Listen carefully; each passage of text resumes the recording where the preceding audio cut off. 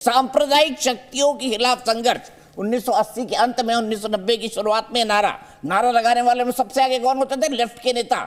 सांप्रदायिक शक्तियों के साथ संघर्ष। तो क्या हो गया सर? राम मंदिर बन गया शांति से, 8000 वीवीआईपी मेहमान आए चले गए, कोई उत्तेजक नारा नहीं, कोई उत्तेजक रैली नहीं, कोई उत्तेजक भीड़ नहीं। कैसे हो गया सर विवेक श्रीवास्तव जी?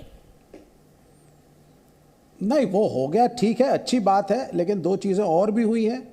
एक तो जितना मर्जी लेक्चर लंबा सा आप करवा दें सुधांशु त्रिवेदी का, जो मर्जी ये कह लें, लेकिन सच्चाई यही है कि भाजपा डरी हुई थी, डेवलपमेंट का कार्य नहीं हुआ है।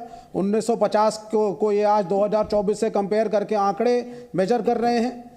क्या क्या कौन कौन सी संस्थाएं सेकुलर पार्टियों ने जब वो सत्ता में थी उन्होंने सेटअप करी, इनके पास कोई उत्तर नहीं है। जीडीपी के फॉर्मूले बदल दिए, और जो महंगाई दर है कॉमन मैन से जाकर के आप पूछिए। इन्होंने कहा कि राजा राम वनवास में गए क्योंकि धर्म की स्थापना करनी थी, बहुत अच्छी बात थी, लेकिन हमारे प्रधानमंत्री वनवास से इतना ज़्यादा डरते हैं कि राम के नाम को बीच में ले आए, कहीं गलती से वनवास में ना जाना पड़े। अगर डेवलपमेंट पे चुनाव हो गया तो जाना पड़ेगा वनवास में। तो ये वनवासी थोड़ी ना होना चाहते हैं, इनको तो सत्ता चाहिए। और इतना डरते हैं सत्ता से कि राहुल गांधी वहां पे पूजा करने गए तो पूजा रोक दी, उसके लिए भी एक इन्होंने एक्सक्यूज दे दिया कि साहब सिक्योरिटी इश्यूज थे तो उनको मंदिर नहीं जाने दिया गया।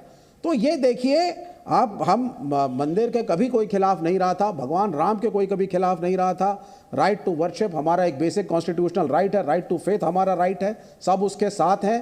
परंतु शंकराचार्य ने भी यही कहा कि जो किया जा रहा है जल्दीबाजी में किया जा रहा है। विवेक आज भगवान राम स्थापित हो गए हैं, कि विकास खुशी का पर्व है, मुद्दे पर अगर जाएंगे तो राम का सहारा इसीलिए लेना पड़ रहा है। तो क्या मध्य प्रदेश, छत्तीसगढ़ और राजस्थान जो है वो तो राम मंदिर की प्राण प्रतिष्ठा से पहले चुनाव हो गया, तो फिर क्या वो चुनाव विकास पर नहीं हुआ? क्या बीजेपी को वो जीत विकास पर नहीं मिली?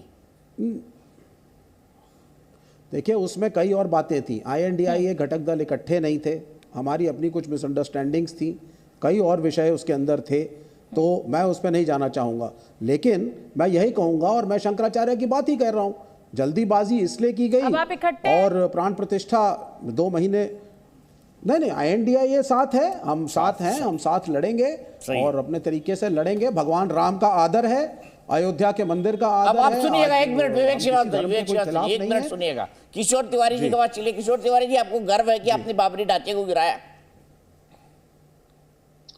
नहीं, मैं अभी बताता हूँ कि नहीं बताइए ना, तो बाला साहब ठाकरे ने कहा था आपको गर्व है कि आपने बाबरी ढांचे को गिराया।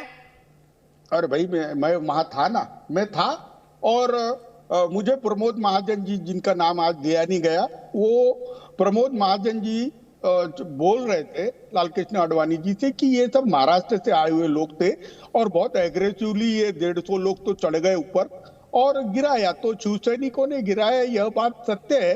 और बाला साहब ठाकरे ने गर्व है ना आपको इस बात का? अरे गौर तो रहेगा ही, क्योंकि देखिए सीधे विवेक जी के बात चलते हैं। विवेक जी, इनको गर्व है कि इन्होंने बाबरी ढांचा गिराया? हाँ ठीक है, वो उनका अपना एक मत है। आज ढांचा गिर चुका है, मंदिर का निर्माण कोर्ट की मर्जी से हुआ, लेकिन हमारा यही मानना है कि अगर यही चीज़ कोर्ट के जरिए करवाई जाती तो शायद ज़्यादा बेहतर होता हमारी इमेज के लिए। हम तो सिर्फ यही कहेंगे, अगर निराश लग रहे हैं करवाएं, हमारा सम्माननीय कोर्ट है। नहीं, बिल्कुल नहीं, कोई निराश नहीं है। ये तो देखिए, हमें मालूम है बैकफुट पे है बीजेपी। मुझे पता है आप रात में दीपक जलाएंगे, जब ये वनवास में आप रात में दीपक जलाएंगे, पर बताएंगे नहीं मुझे। नहीं, आप टीवी पर नहीं बताएंगे, नहीं, चुपके से जला लेंगे। बड़ा स्पष्ट आदमी हूँ। नहीं, ऐसा नहीं है। देखिए, बात दीपक जलाने ना जलाने की नहीं है। हमने हमेशा कहा है, ये आपके दीपक भाई और भगवान राम के बीच की व्यक्तिगत एक यात्रा होती है जीवन। उसको सार्वजनिक करके ढिंडोरा पीटने से दीपक जी आप कोई बड़े भक्त नहीं बन जाएंगे, ना आप कम भक्त बनेंगे। ये वो जानता है और एक आप जानते हैं कि आप क्या कर रहे हैं। ये सीधी सी बात है। और आज अगर प्रधानमंत्री को लग रहा है उन्होंने जो किया वो सब अच्छा ही किया, अगर सबको लग रहा है तो बहुत अच्छी बात है। राम सब जानते हैं, राम अपने हिसाब से करेंगे। राम के ऊपर ना भाजपा का कॉपीराइट है और ना ही सुधांशु त्रिवेदी का। सफाइयां बोलने से राम का कॉपीराइट नहीं हो जाता था। लेफ्ट का भी नहीं है। नहीं, लेफ्ट तो अपने तरीके से कर्मयोगी पार्टी है, जाएगी मजदूरों के बीच में काम करेगी, जैसा हम करते हैं। तो मैं कॉलोनियों में जाएंगे, मजदूर के बीच में जाएंगे। एक सवाल विनोद बंसल जी से भी ले लें हम, अन्याय हो जाएगा। विनोद बंसल जी, देखिए विवेक श्रीवास्तव तो दिया जलाएंगे पर बताएंगे नहीं, क्या कहेंगे विनोद बंसल आज? देखिए, ये तो इनका विवेक है जो निर्णय नहीं लेने दे रहा। नाम अच्छा है इनका विवेक। दीपक जी कितनी बार इनके अंदर का दीपक जलाने की कोशिश की, कितनी बार, कितने डिबेट्स में आपने इनका अंदर का दीपक जलाने की कोशिश की? दीपक जी ने कई बार विवेक जी का विवेक जगाने की कोशिश की। विवेक जगाने की कोशिश की है मैंने कई बार, पर मैं असफल रहा अभी तक। दीपक नहीं जला पाए आप। आपका दीपक की लौ जो है ना, इनकी अंतरात्मा तक नहीं पहुंच पाई। ये दीपक तो जलाएंगे लेकिन खुद जल जाएंगे, ये इनको चिंता है। एक्चुअली दीपक जलाएंगे घर पे, इन माता पिताजी जरूर जलाएंगे इनके, लेकिन अगर दीपक जलते हुए दिख गया तो इनकी लंका जल जाएगी। डर इस बात का है इनको।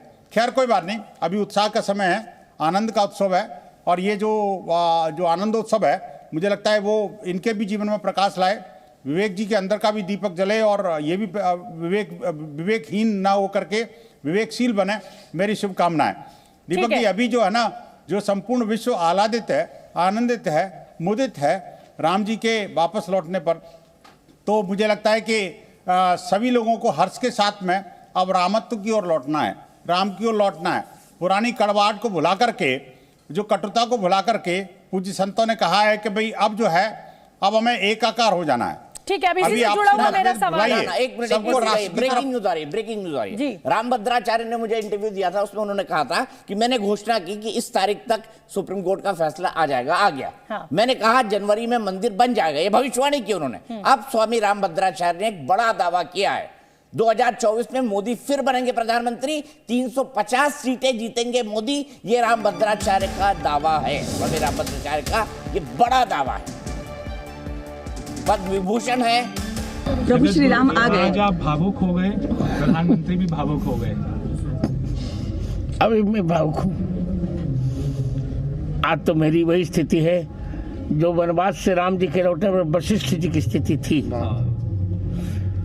इससे अधिक क्या कहूँ। सीताराम भैया। प्रधानमंत्री जी ने आपसे क्या कहा, आपने क्या आशीर्वाद दिया उन्हें? उन्होंने कहा, कहिए महाराज। हमने कहा आनंद है, आपका मंगल हो। आप देखा नहीं प्रसाद मेरा हाथ में जाते हुए उनको? जी, आपका आशीर्वाद ले रहे थे, फिर आपने क्या कहा, कैसे? यही कि प्रसन्न रहिए, सफल होइए। 24 का चुनाव जीत जाएंगे महाराज। 350 सीट से ऊपर आएगी। ठीक है, तो 350 सीटें। 350 सीट। एक सवाल किशोर तिवारी जी से पूछना चाहता हूँ। किशोर तिवारी जी दिल से बोलिएगा, आएंगे तो मोदी। देखिए, मैं जनता के विवेक पे छोड़ता हूं, लेकिन रामभद्राचार्य जी को मैं आपने भी विवेक जी में डाल दी ये बात। अरे मैं एक भी पूरी बात करूं। दीपक जी, मुझे है ना तुम्हारा लाइव कवरेज देख रहा था, यजमान कौन था ये मालूम नहीं, और महाराष्ट्र से सुधांशु जी हमारे सरकार में के जो कोई नेता दिखा नहीं, और मेरे मित्र नितिन गडकरी जी भी दिखे नहीं, और सुधांशु जी भी दिखे नहीं। क्या हो गया मालूम नहीं। जो लोग मूवमेंट में बहुत आगे थे और रथ यात्रा में जो लोग थे, वो लोगों को वहां दिखे नहीं। चलिए ये सवाल ले लेंगे, ये सवाल उनसे पूछेंगे और सुधांशु जी जवाब भी देंगे। लेकिन सुधांशु जी, इससे इतर मेरा सवाल आज कुछ और है, और मेरा सवाल आपसे ये है कि आज मोहन भागवत आएंगे। किशोर तिवारी जी, सवाल बहुत जरूरी है और इसलिए पूछना जरूरी है, और सुधांशु जी मेरे साथ हैं। सुधांशु जी, मोहन भागवत ने आज कहा कि छोटी मोटी कलह को समाप्त कर आगे बढ़ना है। क्या इसे काशी मथुरा पर इशारे के तौर पर देखा जाए या इसका कुछ और अर्थ है, तो आप बताइए। नहीं, उन्होंने ये भी कहा कि देखिए, इस समय भारतीय समाज की, उनके कहने का भाव यह है कि भारतीय समाज की शक्ति जागृत हो रही है, एकता जागृत हो रही है, और जब एकता और शक्ति जागृत होती है तो बहुत सारी विघ्नकारी शक्तियां, आसुरी शक्तियां उसमें भेद पैदा करने के लिए, आपस में मतभेद पैदा करने के लिए प्रयास करती हैं। तो उनके कहने का भाव है कि किसी भी प्रकार की संकुचित छोटी चीज में न पड़े और बृहत्तर दृश्य की तरफ देखें, क्योंकि जो छोटी चीजों में बटा वो कट गया, वो कोई बचा नहीं। तो ये इशारा हिंदुओं के लिए है या मुसलमानों के लिए?